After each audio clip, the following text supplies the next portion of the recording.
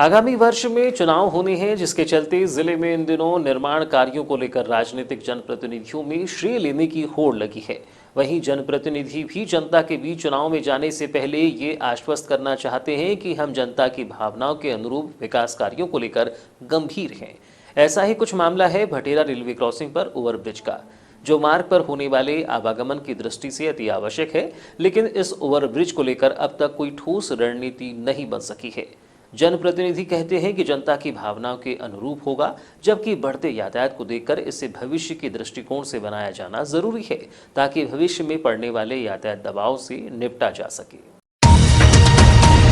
गत दिवस आयोग अध्यक्ष गौरीशंकर बिसेन और आयुष मंत्री रामकिशोर कावरे के साथ बैठक में जागरूक क्षेत्रवासियों ने इस पुल को 12 मीटर बनाए जाने पर भी अपनी राय दी।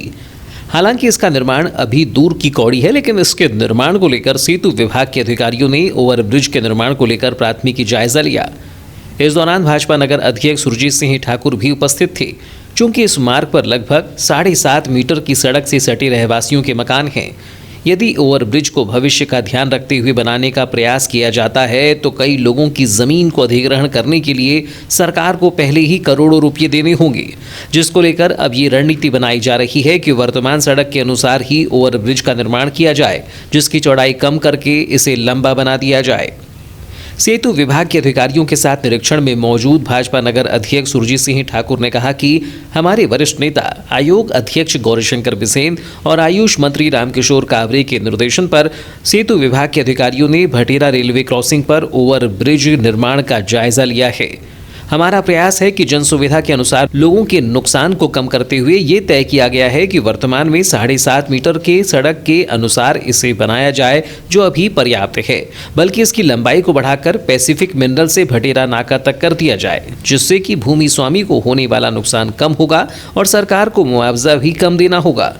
उन्होंने बताया कि इस तरह का प्रस्ताव हमारे नेताओं के माध्यम से सरकार के समक्ष रखा जाएगा और इसी बजट में राज्य स्तरीय हाई पावर वित्तीय कमेटी से इसकी प्रशासकीय और वित्तीय स्वीकृति प्रदान कर ली जाएगी। हालांकि उन्होंने कहा कि इसके लिए एक बार फिर वार्डवासियों के साथ परिचर्चा का आयोजन किया जाएगा,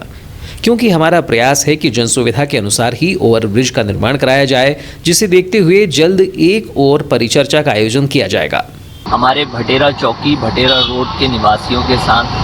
एक चर्चा करी, जिसमें अनेक लोगों के विचार आए और उन्हीं के निर्देश पर आज सेतु विभाग के अधिकारियों ने यहाँ का निरीक्षण किया है,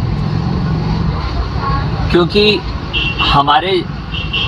नेतृत्व की भी यह इच्छा है कि आम जनों का कम नुकसान होकर किस तरह से यहाँ पर रेलवे ओवर,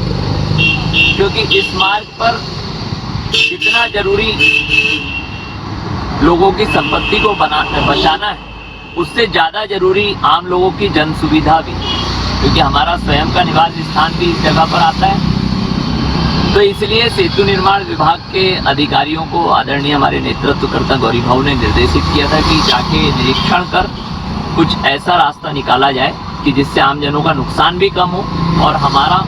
यहाँ पे रेलवे ओवरब्रिज के बनाने का रास्ता भी निकले। तो अभी उसमें एक रास्ता ये निकला है,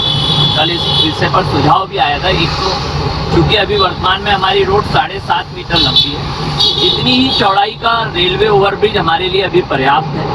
8.4 मीटर चौड़ाई का अगर रेलवे ब्रिज 1200 मीटर लंबाई का सीधे पैसिफिक मिनरल से लेकर भटेरा चौकी 1 नाके तक अगर बनता है, तो इसमें अतिक्रमण भी बहुत कम मात्रा में हटाना पड़ेगा। अतिक्रमण तो हटेगा, लेकिन भूस्वामी की जो जमीन है वो बहुत कम मात्रा में आएगी, और वो जितनी आएगी उतनी तो सहजता से लोग दे सकते हैं, और कम लंबाई का बनाते हैं तो उसमें भू अधिग्रहण अधिक आ रहा है। तो इसलिए चूंकि भू अधिग्रहण में राशि भी शासन को अधिक लग रही है, इसमें अभी निर्माण कार्य में राशि जरूर ज़्यादा लगेगी, लेकिन भू अधिग्रहण में कम लगेगी। तो अभी शासन को इस तरह का प्रस्ताव बना के आदरणीय हमारे नेता गौरीशंकर बिसेन जी, रामकिशोर कावरे जी के द्वारा बना के भेजा जाएगा,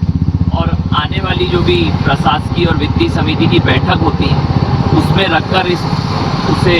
स्वीकृत कराने का प्रयास किया जाएगा। साथ ही अभी हमारे नेतृत्वकर्ता आदरणीय भाऊ ने कहा है और स्थानीय जनों की इच्छा भी है कि इस विषय पर एक बार और बैठक होना चाहिए। स्थानीय जन, क्योंकि कुछ लोग वहां नहीं पहुंच पाए थे किसी कारणवश, तो वो चाहते हैं कि एक बार और भाव के साथ हम बैठ के चर्चा करें। तो अभी ये निर्णय अंतिम नहीं है, चूँकि कार्रवाई को आगे बढ़ाना जरूरी है इसलिए बढ़ा रहे हैं, लेकिन इस रेलवे ओवरब्रिज का निर्माण स्थानीय जनों की आम सहमति से ही लिया जाएगा।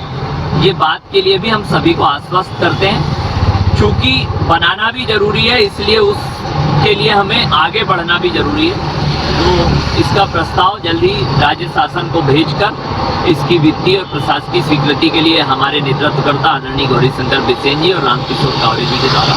और सख्त प्रयास करके इस वित्तीय वर्ष में ही शायद इसकी स्वीकृति मिल जाए।